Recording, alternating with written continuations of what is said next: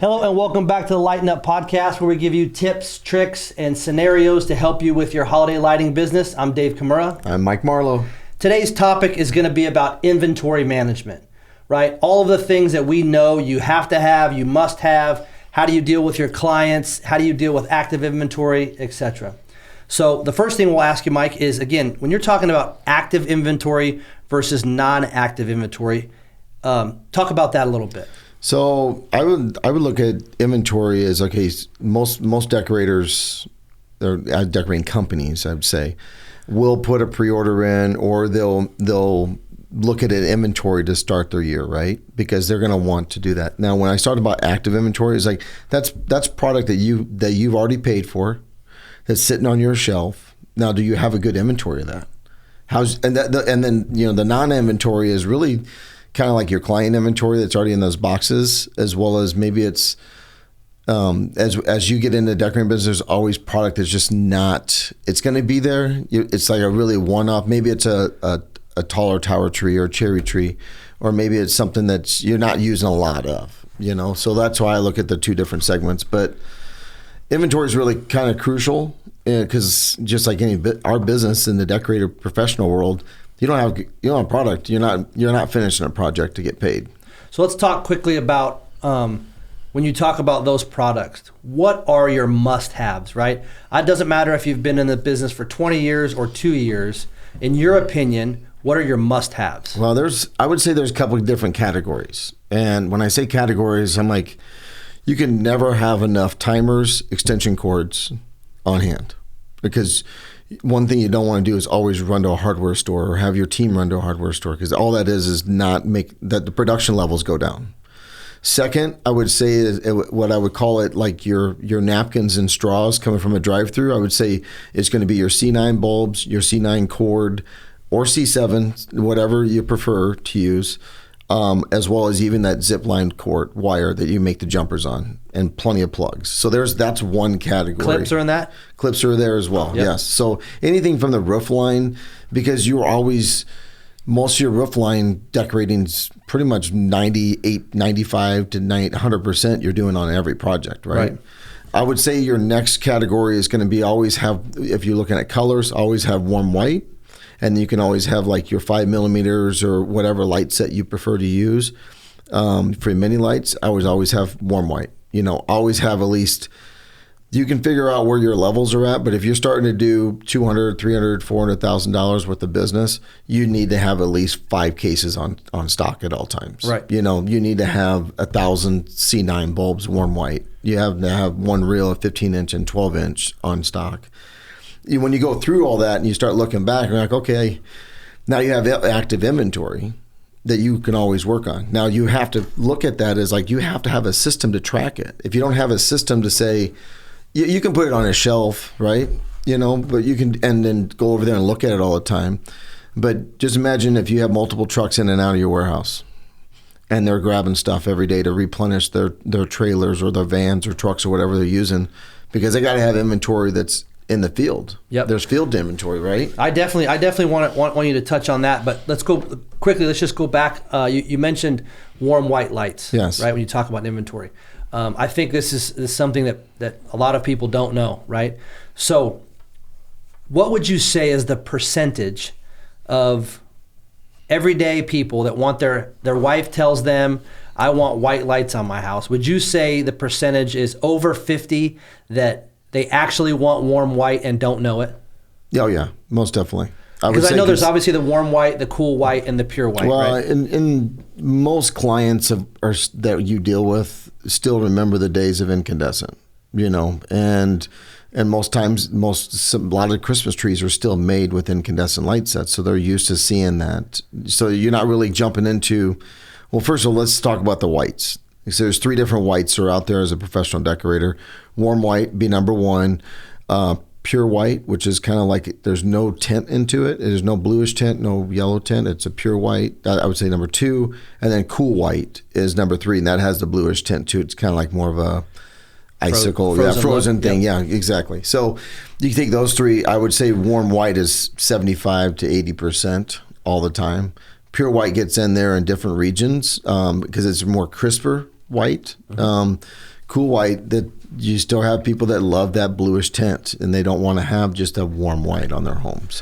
So okay, that's a great point. So my question would be for the average decorator, do you going back to inventory, right? If I'm saying, oh, I saw this podcast and it's like let's say you had a business, right? Yeah. And you're like, and you're just getting started, and you're like, I know what I'm going to do. So how are you going to know what to go buy? Yeah. So my question, that's what I was going to ask you. Okay. So do I say, okay, let's just use a round number. I need 100 warm white. I need 100 pure white, right?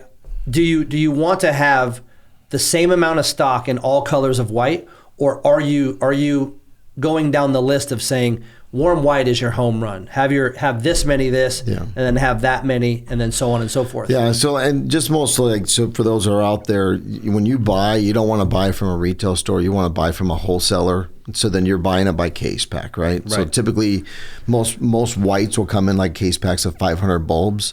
So I would look at it, if you were saying like warm white's going to be your home run and you're just getting started, I would say have 2,000 bulbs of warm white and probably 1,000 pure white and 500 cool white. Right. So you step it down. Yeah. Because I know, again, like I appreciate the shameless plug by buying by a wholesale, but I know one of the things that we're talking Didn't about. really mean to. Yeah, one of the things that we're talking about all the time in the wholesale business is making sure. I know we've mentioned it on a previous podcast, but like making sure that those 5 millimeters are matching those warm white. Yeah. And those wreaths are Consistency matching. of colors is a big deal. Yeah, and I know that's for everybody. Every Everybody wholesaler, wants that, every decorator, that's the number one thing. You never want to put up anything. That's the reason why all different. those wholesalers out there have everything matches for I would say 80% match out there. I think it's interesting that people they probably don't know how much time and effort wholesalers around the country put into making sure that those colors are the same. Well, you don't have to touch on that. But, I know. We can talk about that different subject because you're right. Yeah, the second part of it. So now we've gone through the whites. We've talked about that a little bit as far as inventory. And then what would be your next 3 colors in terms of just saying inventory? We're going back to your straws and napkins, right? What's the next 3 things? If you want to make sure you're prepared, because you can always replace it, but you don't want to be there without. I would say your number one color, even behind warm white, is red. Red, you can use so many different ways. You can do red and green. You can do red and pure white, red and warm white. And then I would say red and green would be your 2 other colors. I know there's some folks out there that will probably just go into a multi kind of bulb style, which is great. But I think red is the number one. If any color behind that, you got blue, and then I guess there's other colors out there. Like there's a teal, there's a yellow. It's all about. I think those are kind of more specialty ones. Even pink for different types of the year. So in order, you would say the whites, the red, red, green, green, and then I would put multi, at least one case of multi, and then blue is going to be there too, because like you said earlier, it's like a frozen theme is a pure white with a blue, or even a cool white with the blue. And one thing too on designs of roof lines, and that may be another subject, but you can mix in so many other colors. You can do 5-in-1s, 3-in-2s, and we'll go into that later sometime. But right.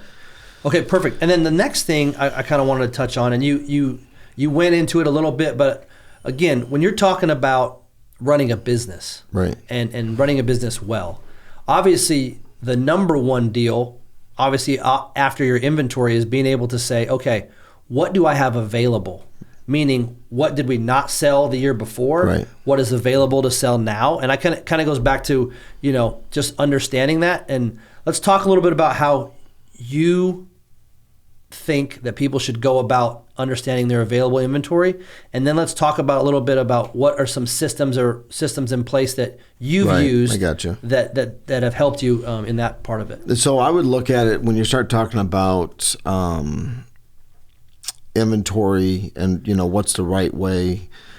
Let's say now let me ask you this: is this client, if we're talking about a scenario, is this decorator like just somebody got started 1 to 3 years, and then or somebody that's already been established? I guess we can do two. There's 2 different ways. Yeah, let's do 2 different ways. Yeah. Let's start off with the 1 to 3 years. So I would say that's the crucial part about learning your business, because it's all about habits. Just like anything else, it's muscle memory.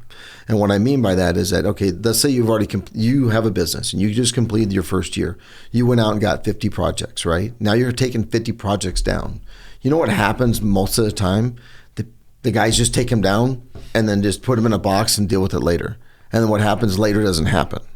And then they get to a job and they're like, oh, we're missing stuff, or something got broke. I would make sure that when you're taking stuff down, inventory it right there for your clients, and then make sure that that inventory sheet is put into each box. But you also have a copy that goes into your admin side, because that should be put into your system, especially if there's any notes about adding on. Right. So then there's that scenario where I tell you about muscle memory, because even though when we're doing takedowns, it goes a lot quicker, but that's really the crucial part of your next year.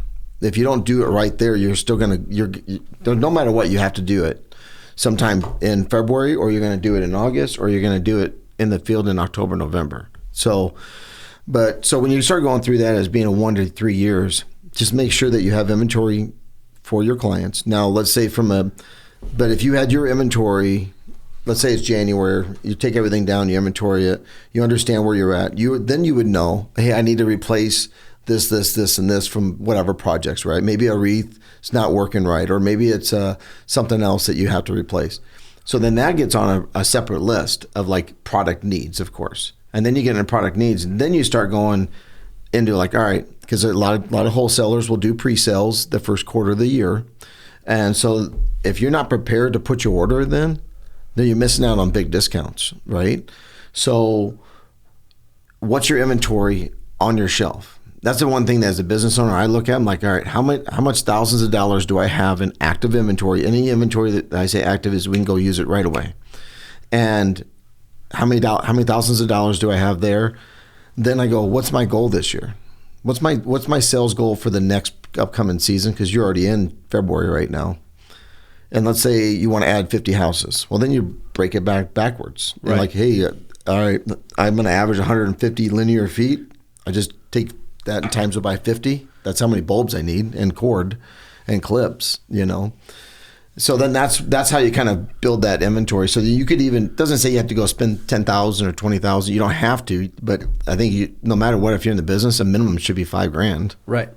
Just because that inventory comes in September, October, you're clicking. You could probably have most of it sold from your renewal letters and working with your clients before it even gets there, and you might have to add on, which I've seen that scenario happen tons of times. So that's for your 1 to 3. So the people that are the 3 to 10, or even have been in the season for a long time, and they already, because everyone's creatures of habit, right? They already feel as if their system or their way of doing things is working. Right. What are some things that you've seen that maybe if somebody were to listen to this podcast, they'd say, oh, I guess I never thought about that. I could try to dabble into that or whatever. Because obviously, change is difficult for anybody. So what are some things that you've seen just in your time doing this for the mid to upper level clients, decorators that are doing this as far in your inventory? So on inventory, I would look at it as to have a designated area for inventory. For that inventory that you're pulling for new projects, separate that away from anything that's been used, and maybe you had a client that dropped off, but that inventory got stayed inside your company. I'd keep that in different areas, but I would create like shelves of all your bulbs and because if you've been in the business for 8 to 10 years, you're going to have you're going to have inventory. Correct. There's no doubt about this is an inventory based business that you got to control it. And I would make sure to keep that separate for the simple reason is because it can get, as you get bigger, you got more hands everywhere, right? So create a system where you have one warehouse manager and everything funnels through that person, or production manager, one of the two that you can kind of put together. And secondly is that at that point, you should have an active inventory, maybe a software or somewhere that you're having a good Excel sheet. So you should have, at that time, you should be really rolling like, I know what I'm selling. I know what projects I need to do. I know what we're going to need this upcoming year, because you're reinvesting it into your business. And I know we're going to touch on this in a different podcast, but a lot of this has to do with the difference between a rental business and someone who's selling it, right? Right. So when you're talking about inventory on the way that you've done things, that inventory, you own that inventory. Correct. And not everybody's doing it that way, but I would say it's growing. More majorities are going that way. Yeah, and we're going to talk about, like I said, we'll talk about another podcast on why the benefits of that. But again, so when you're just talking about that inventory versus available, and I think you and I have had this conversation a multitude of times. There's a huge difference in understanding a warehouse versus a storage, right? Oh yes, that's true. When you're talking about your if you're doing the rental business. And when you're talking about your clients that are renewing, you just need to store their product, right? Yeah. It's Mr. and Mrs. Smith, box 10, 103, 12, 105, whatever. Yeah. It's put on the shelf and it's stored versus your warehouse per se, or wherever your active inventory is, where you're working it, where you're pulling new and doing new things. That's a whole different side of it. So it's also understanding the difference between if you're doing the rental model, the storage part, and then the active inventory portion. Yeah, and there's a lot more we can talk about on the operations of dealing inventory. Like when, let's say you have 4 or 5 crews coming in, do you bring them all in the same time or do you stagger it? Right. Because if you have one production manager or maybe you set your lead crew member, he's the one that pulls those projects. But that paperwork still has to get there somewhere. Right. He needs to know what his schedule is. It could be on whatever software, maybe it has a tablet or it's all by paper form. Either way, they need to know what they're doing that day. Do you feel as if, let's just say for your business, I don't know exactly the exact numbers, but let's just say you had 3 trucks going. Mm-hmm. Do you set it up where every one of those trucks or vans, let's call it a van, every one of those vans when the day starts has the exact same thing in it, so that way it's easy to track? Or yes, because you always kind of want to set that up where you've got your so many male and female plugs, so many C9 cords, extra mini light sets, extra bulbs, just anything that needs to be extra, because the last thing you want to do is have a project and then they're missing 1 or 2 things. Right. Or maybe something's not working properly. Maybe it's a transformer that went bad. Do you have an extra one in the van? It's no different than being an irrigation truck and they have all the different fittings in there and right. different, there's so everything many things. Everything you need. Yeah, exactly. So, but if you look at your inventory and put a baseline of like what your checklist is for a truck or trailer or van, I think you're always you can look even further and go into like zip ties, electrical tape. Do you have extra cutters? Do you have a box knife? Whatever you might need to, even a trash can.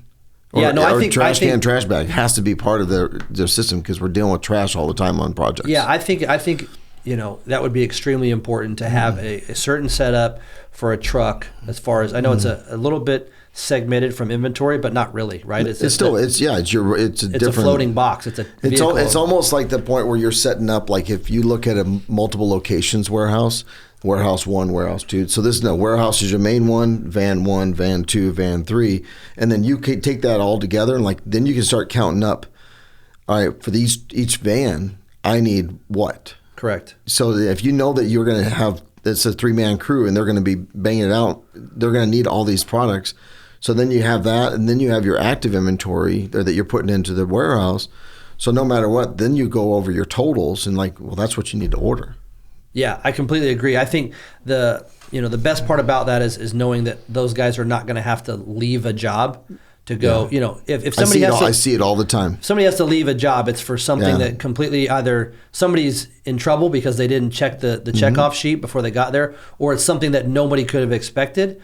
But again, if you can eliminate as a decorator or a crew leader of having your teams have to leave a job for any reason, you're going to do a much higher number of jobs. Well, yeah, because you're trying to maximize the jobs per day, because just like anything in this decorating business, there's only Thanksgiving doesn't get moved around too much, and Christmas definitely doesn't move. And so then you have just a short window of time to really maximize your team. So, but if you're setting them up with failure without taking care of your inventory and understand where that inventory is at, because you should have they call it like a mid-max. So a lot of times in softwares, you have mid-max. If you get to a certain minimum of your inventory, an alert happens. Hey, you need to order a case or 2 cases, or maybe it creates a PO for you. Those systems, they're out there and they're not that expensive to use as online software. All it is you just got to have somebody admin it. And a lot of times what I've seen, it's no fault to anybody else because this business can get really crazy and chaotic.